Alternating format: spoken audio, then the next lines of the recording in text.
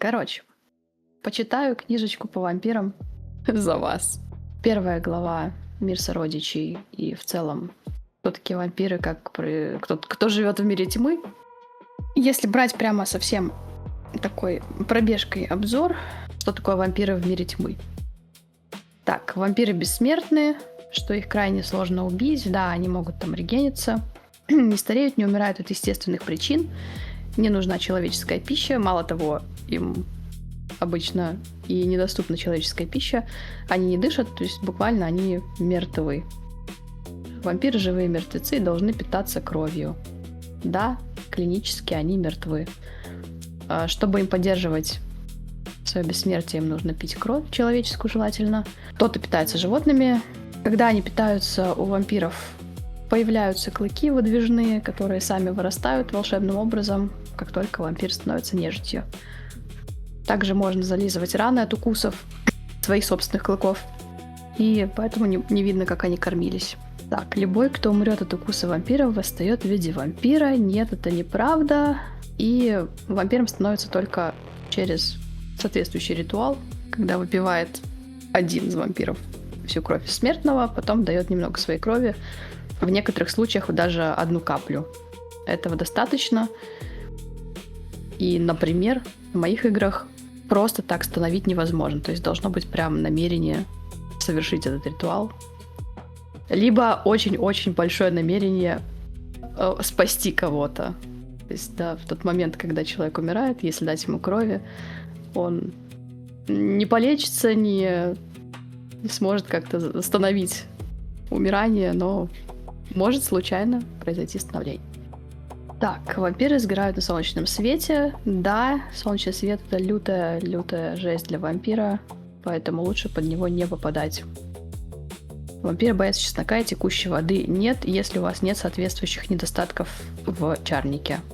Вампиры боятся крестов и прочих святых символов. Нет, если ими не владеет человек с так называемой истинной верой, которая производит разные эффекты на вампиров, начиная от того, что вампиру просто даже неприятно быть рядом с символом и носителем этой веры. Вампиры обладают силой 10 человек, они могут управлять волками и летучими мышами, могут гипнотизировать людей и исцелять самые ужасающие раны. В целом, да, в зависимости от того, к какому клану мира тьмы относится этот вампир, то у него есть разные способности, которые называются дисциплины. И да, там есть вариации, где можно управлять чужим сознанием, контролировать животных и так далее. Я просто буду иногда проматывать то, что и так очевидно, потому что вампиры — это монстры, которым нужно питаться человеческой кровью, что у них периодически появляется жажда. И всю свою жажду они всегда маскируют разного рода любовной страстью, либо нападениями. Кто-то питается спящими людьми. Ночной мир вампиров. В целом, благодаря способностям вампиров, в частности, контролировать разум, очень многие люди вокруг них либо загипнотизированы, либо каким-то образом привязаны к вампиру, так что они становятся практически марионетками, рабами, слугами, в зависимости от того, насколько сильно они привязаны к хозяину или к тому, что происходит вообще вокруг этого человека. Джихад. Джихад — это постоянные интриги вампиров друг с другом, потому что они бессмертные, потому что с каждым годом, десятилетием, столетием им хочется все больше и больше. И они начинают незримо влиять на очень многие эпизоды истории человечества. Так или иначе, политические победы, экономические кризисы, социальные течения — все это может быть отголосками этого джихада. И старейшины вампиров, естественно, одни из главных фигур в такой войне. Даже если вампир не знает о том, что существует какая-то война или джихад, или еще что-то подобное, уже со становления они так или иначе в это втянуты, потому что они теперь тоже носят проклятую кровь и могут жить вечно. А когда ты живешь вечно, начинается столкновение твоих желаний и любых других всех окружающих. У вампиров есть легенда о гиене. Это предсказание апокалипсиса, когда якобы самые древние вампиры выйдут из своих тайных логовищ, чтобы съесть всех, кто помоложе. Говорят, что это будет такое предзнаменование к концу света, и Есть даже отдельная книга, которая посвящена гиене. Там разные вариации. Кто-то посвящает игры свои игры вот именно этой гиене. Пролог. Пролог, я думаю, если вы захотите, вы можете почитать сами. Это небольшая красивая литературная вставочка о том, как вампир рассказывает, кто он такой перед становлением какой-то дамочки. Немножко рассказывает о том, как ему живется как вампиру, что у него там не бьется сердце, что он питается людьми, приглашает ее на прогулку. Вот. В целом, любопытно посмотреть. Глава 1. Готик-панк. Готик-панк — это наилучшее слово, чтобы описать суть мира тьмы. Столкновение разных стилей и влияний, напряжение, вызываемое соприкосновением этносов, социальных классов и субкультур, делает этот мир резонирующим и опасным местом. Готический аспект описывает окружение мира тьмы, огромные здания, шпили, в общем, все то, что можно увидеть в готических романах современного мира.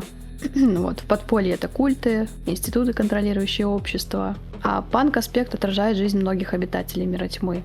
Например, которые восстают, неонаты, новички, которые восстают, разбиваясь о неприступные скалы власти против старейшин.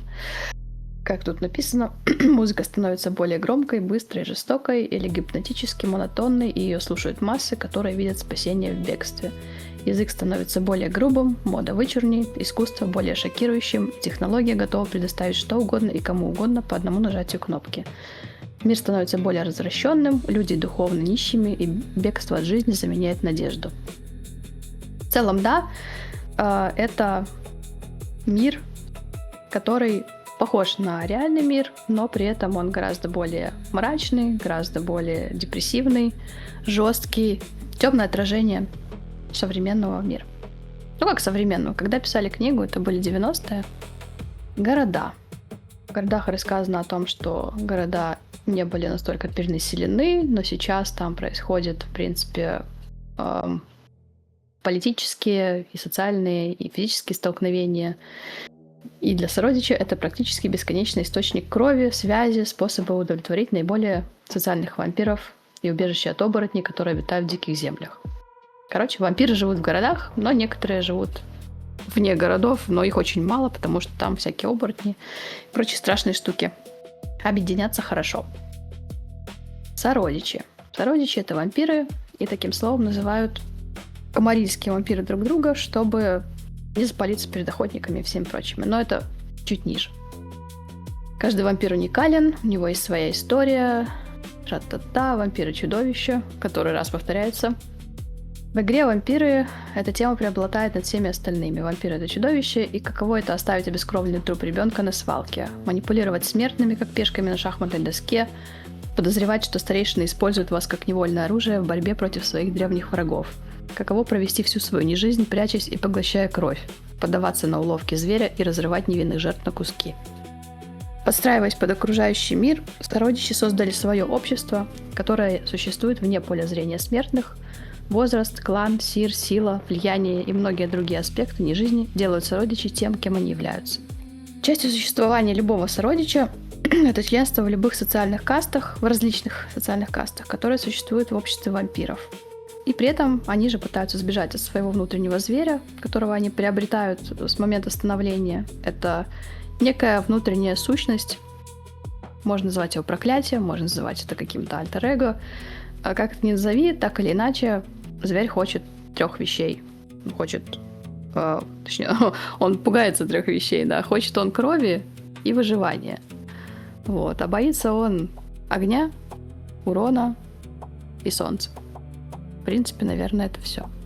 Если вампиру угрожают, и вампир попадает в какой-то очень сильный стресс, то есть вероятность того, что его зверь возьмет верх, сознание отключается, и либо он превращается в машину убийства, либо он бежит, используя любые возможные средства для того, чтобы как можно быстрее скрыться от того, что ему угрожает. Как правило, такие вещи, когда он именно убегает, это огонь. То есть до ближайшего какого-то места спрятаться. Поэтому выйти на солнышко просто так, это тоже не такая легкая задача, потому что зверь может сказать: не-не-не, мы живем, и возьмет верх и спрячет тебя просто от солнышка куда-нибудь. Так, патриархия. Патриархия — это представители третьего поколения. Считается, что первым вампиром был Каин, потом Каин обратил 3 вампиров, и потом установили еще 13. И эти 13 стали основными кланами. Собственно, патриархи — это те самые 13 сородичей третьего поколения. Каин первое, тройка второе, патриархи третье. Старцы. Если патриархи — это боги сородичей, то ужасные старцы являются полубогами. Между 1 и 2 тысячами лет существования с сородичами происходят серьезные изменения. Он может измениться физически, однако чаще всего он изменяется умственно и эмоционально. Однако, какими бы ни были изменения, в конце концов, в вампире уже не остается ничего человеческого. Полностью перейдя от земных дел в царство сверхъестественного, старцы часто предпочитают схорониться в земле, где они могут спать, не опасаясь клыков голодных молодых вампиров. Их силы настолько велики, что они продолжают существовать осуществлять свои непостижимые планы, обращаясь магически или телепатически со своими прислужниками. Общаясь. Старейшины. Старейшины — это вампиры, которым несколько сотен лет. И таких, в принципе, можно найти. В Европе их много, потому что Европа довольно стара. В Америке их гораздо меньше, по понятным причинам. Служители — это между 1 и 2 сотнями лет. Довольно молодые вампиры. И, как правило, они, на мой взгляд, мало чем отличаются от любых других молодых. Единственное, что вот у них силы побольше, они повидали побольше, как правило. Вот. И неонаты — это недавно получившие становление, но уже которые могут которые понимают, что они делают, которые доказали полезность, которых собственный создатель уже каким-то образом отпустил как самостоятельное существо. Вот. А те, которых не отпустили, это птенцы. Как правило, это прям совсем-совсем зеленые, там от 1 до 2 лет. Кого-то не отпускают сиры до несколько десятков лет. Поэтому некоторым неонатам может быть и сотни лет, в принципе. Из разного рода обозначений указываются анархи, те вампиры, которым не нравятся традиции, которые завещал Каин, и им не нравится диктатура старейшин. И, по иронии судьбы, старейшины нехотя признают статус анархов, они их и называют анархами сами, в основном из-за способности добывать власть, несмотря на противодействие самих старейшин. Каитифы — это бесклановые вампиры. Чисто технически можно тоже гадать, как так получилось. Это какой-то глич крови или это мутация. Но так или иначе, это те вампиры, у которых не проявляется клановое проклятие, у которых не проявляются каких-то специфических вампирских сил, а как-то рандомно что-то у них появилось. И за это их в целом не любят, их изгоняют из общества, презирают, потому что очень много стереотипов и, в общем, шепчутся о том, что настало время слабой крови и что означает приближение конца света. И вот такие нестандартные вещи, которые происходят, они как раз влияют на то, что происходит с каитифами в итоге. Многие князья, кстати, просто убивают каитифов на своей территории, если увидят. Становление. Как происходит становление, понятно. У каждого клана, о кланах мы коснемся позже, есть какие-то свои критерии. Выбрать кандидата, который подходит больше под те способности крови, которые есть у клана, под те задачи, которыми занимается клан каждую ночь. Так, первые ночи.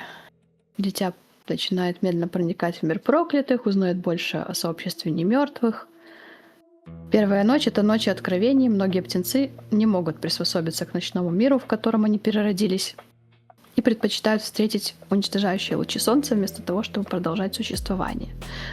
Чаще всего, если уж кого-то выбрали, я думаю, что тот вампир, который становит новенького, позаботится о том, чтобы рассказать все самое-самое важное, а там уже как повезет. Дальше идет охота, как кто охотится, но я думаю, тут нарративно и логически даже понятно, как это может происходить. Где находится убежище тоже. Домен. Что такое домен? Это территория, либо регион какой-то, объявленный вампирами как свои земли для питания. То есть если у вампира есть домен, чаще всего он может его защитить, эту территорию. Он пользуется авторитетом некоторым, у него есть власть и сила. Вот, грубо говоря, это вот как король в своем замке. Домены могут быть по размеру от самых маленьких, там, начиная от одного обычного дома частного и заканчивая там городами. Кто что может защитить в итоге? Общество сородичей. В общем, есть 3 основные категории, 3 основные фракции. Это Камарилья, Шабаш и Анархия. Ну, есть еще всякие независимые, которые к ним не относятся. Камарилья, грубо говоря, это те вампиры, которые решили, что Инквизиция опасна даже в современной ночи, что если люди узнают о вампирах, то повторятся средневековые гонения, и они решают скрыть свою природу, управляясь тенью. Шабаш — вампиры, которые сказали: ну, пошла нахер Камарилья, мы будем делать как хотим. Формально Шабаш все еще придерживается того же маскарада, но по-своему. Им проще не запудрить мозги смертному, а просто его убить, если он что-то не то увидел, не то сказал. И в целом Шабаш — это секта, очень радикальная религиозная секта, которая поклоняется Каину сейчас. А раньше это было по-другому, но, как правило, это не важно. Мы играем в современные ночи. Проще говоря, они верят, что Каин существовал, что он их праотец, что плохого не посоветуют, и вампиры — венец творения, и что из-за того, что старцы могут подняться, а они в это очень верят, они сильно не любят ни старейшин Камарильи, ни тех, кто им помогает. Собственно, те вампиры, которые активно помогают старым вампирам Камарильи, они считаются Шабаша одним из главных врагов. Камарилья — это такая организация, которая в целом похожа на большую корпорацию, наверное, возглавляет которую князь. Собственно, тот самый землевладелец домена, большого домена, на котором живут другие сородичи. Если сравнивать, да, ну, князь, принц, в принципе, вот аналогично со словом. У него есть территория, на которой находятся другие вампиры, у которых тоже могут быть внутри земли, которые он им с барского плеча отстегивает для питания. Так, что дальше? У князя есть свой шериф, и не стоит путать, вот частая ошибочка, что шериф — это как шериф полиции, он тут защищает вампиров и их права. Нет, шериф в данном случае — это личный энфорсер князя. То есть его правая рука, из ряда надо кого-то убить, шериф идет убивает. Надо кого-то где-то припугнуть, шериф идет припугивает. У шерифа могут быть свои ребята по статусу, по титулу они называются обычно гончие, хаунды, которые, как правило, занимаются более грубой работой. Например, если в город прибежал Шабаш, начал какую-то дичь, там, людей убивать, культы поднимать. Вот приходят, гончие и начинают биться с этими ребятами. Так, важные сородичи. Примагены. Примагены — это старейшины кланов, которые представляют свой клан в городе. Но, кстати, я не совсем согласна, что это старейшины. Как правило, да, это самые старые вампиры, но представителем клана может быть и кто-то очень молодой, просто способный постоять, как представитель от партии, скажем, в правительстве. Постоять за своих. Шерифам понятно. Гарпии. Гарпии — это такой медиа-узел Камарильи. Это титул, который не получают, но который образуется над кем-то. То есть князь не может просто так сказать, что ты теперь гарпия. Гарпиями становятся, так получается. Это какой-то сородич, который может диктовать моду, может диктовать какие-то тренды, знает очень много слухов и часто является тем, кто может быть свидетелем при заключении каких-то сделок. Есть, конечно, отдельная должность в Большой Камарилье, если много сородичей в городе, но, как правило, этим тоже может заниматься гарпия. Секретарь. Секретарь поощряет дискуссии, принятие решений во время встреч клана и держит клан в курсе дел примагена. Секретарь по-английски whip, по-моему, хлыст. Грубо говоря, да, это секретарь главного в клане. Сенешаль. Сенешаль — это зам князя, если очень кратко. И если вдруг с князем что-то случится, то Сенешаль займет его место. Поэтому где-то в городах синешали не бывает. Где-то синешали могут проворачивать какие-то мерзости против князей, становятся князьями. То есть всякое бывает.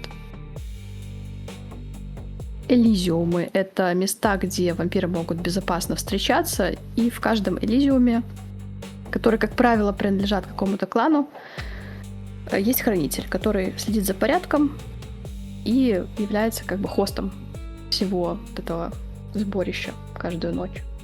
Чистильщики.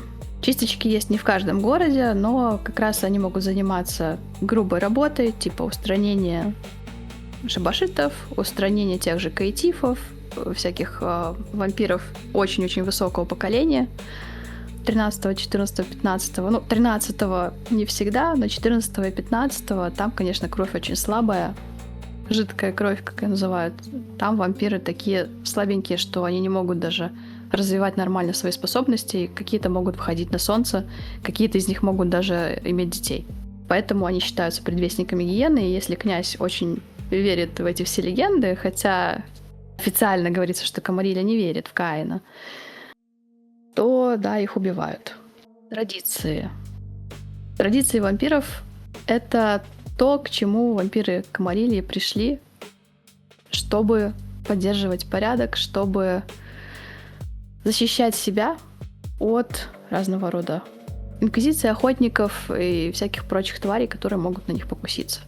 То есть не проявлять истинную природу, защищать домен, давать становление кому-то из вампиров только с разрешения старейшины, в данном случае обычно это князь, либо если это какой-то клан вроде Тремеров, Вентру, то обязательно, конечно, через своего сира, потом через примагена, потом через кого-то еще выше в клане и еще князя вдобавок. То есть там бюрократии, ой, как много.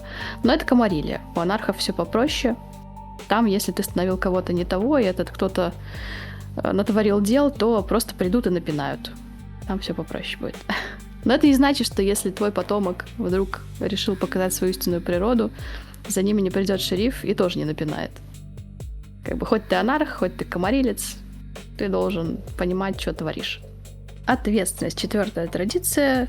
В Камарилии, если ты кого-то создаешь, то пока ты его официально не отпустишь, обычно это является представлением потомка князю, он считается, что сам за себя не отвечает, и за их грехи отвечает сир. Поэтому это тоже своего рода ответственность, которую некоторые сиры не хотят на себя брать. 5-я традиция — уважать чужой домен. Когда ты приезжаешь в город, должен представиться тому, кто им правит. Грубо говоря, приехал в город, представься князю. Эту роль может на себя брать синешаль и даже иногда шериф. То есть из ряда приезжаешь в город, тебе говорят, ну, вот тебе туда, шериф придет к тебе и посмотрит на тебя и поймет, там, что ты за существо, в общем, можешь ли ты оставаться в городе. Даже такое бывает, если сородичи заняты. И последняя традиция, 6-я, это уничтожение, что вампиров убивать нехорошо, очень плохо, право уничтожения принадлежит только старейшине, то бишь по приказу князя. И только старейший среди вас может воззвать к кровавой охоте. Кровавая охота, ну, что-то типа смертный приговор вампиру, грубо говоря, и любой, кто его увидит, может его убить. На это нет запрета. Так, про секты немножко рассказала, про Камарилию рассказала, культы гиены, шабаш, инконию. Ну, тут, в принципе, их мало кто вводит в игру. Есть такая организация, как инконию. Это группа вампиров, как правило, очень старых, товарищи, которые роляют из тьмы, но их никто не видит, не слышит. В общем, какие-то махинации они там делают. Не знаю, я особо с ними в играх не встречалась, поэтому не знаю, имели ли авторы в виду, что их будут больше включать в игры, но я не вижу им особого смысла.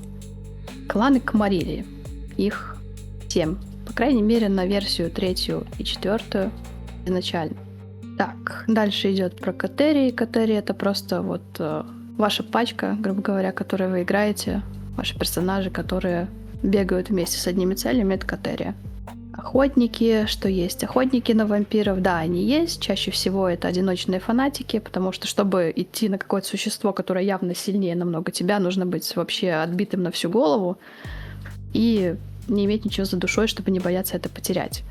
Поэтому есть вот отдельные охотники, которые часто могут считаться даже террористами с позиции государства.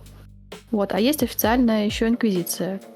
Это чаще всего те же сообщества Леопольда, разные другие организации. И, естественно, их самое сердечко — это Ватикан. Другие существа. Есть оборотни, есть маги, призраки, феи, китайские вампиры, демоны, мумии, зомби и прочие духи. Я на них останавливаться не буду. В целом, вы представляете, что это такое. Остановлюсь немножко на гулях, что вампир может дать немного своей крови человеку или животному. Они становятся привязанными к вампиру, а если их поить 3 раза в 3 разные ночи, они становятся прям одержимы своим хозяином. Если вы смотрели Дракулу, то вот Ренфилд — это такое гротескное, комичное изображение типичного гуля. Дальше идет про историю, про Каина, про пророчество конца света. Это, в принципе, нам не нужно. Первую главу мы посмотрели. Камариллия. Цицарии, архонты. Ага. Значит, сейчас во 2 главе мы начинаем с организации опять. Снова повторяют, что такое Камариллия.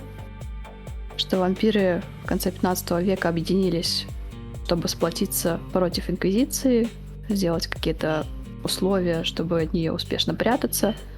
Кто-то поддержал, кто-то не поддержал. Вот кто поддержал, организовали Камариллию, кто не поддержал, организовали шабаш, а до этого они были анархами. И кто-то менее радикальный все-таки потом отдельно отсоединился обратно в то, что могут сейчас называть анархами. Проще говоря, европейские анархи — это часть Камариллии, потому что они подписали договор, а американские, многие, которые живут на территории там Сан-Франциско, Лос-Анджелес, Калифорния вообще, это свободные штаты анархов, там творится полнейшая дичь, и Камариллия там не очень сильно рада. Юстициарии — это судьи, которых назначает внутренний круг Камариллии, 7 могущественных вампиров, которые стоят во главе всей Камариллии. У них есть архонты, это прислужники. В общем, если юстициарии — это руки внутреннего круга, то архонты — это пальцы рук. Короче, у каждой большой шишки есть свой секретарь. У юстициариев, грубо говоря, вот эти мальчики на побегушках — это архонт. Конклав. Конклав подобен собранию Государственной комиссии, Высшей палаты и оживленные действия вместе взятые. Конклав — это значительное событие для сородичей Камариллии, собрание, на котором обсуждается и устанавливается будущая политика всей секты и основные положения касательно маскарада и отношения смертных и сородичей. В общем, переливают из пустого в порожнее, снова, что нам делать с маскарадом, как у нас обстоят дела, и вот это вот все собрание менеджерское. Внутренний круг.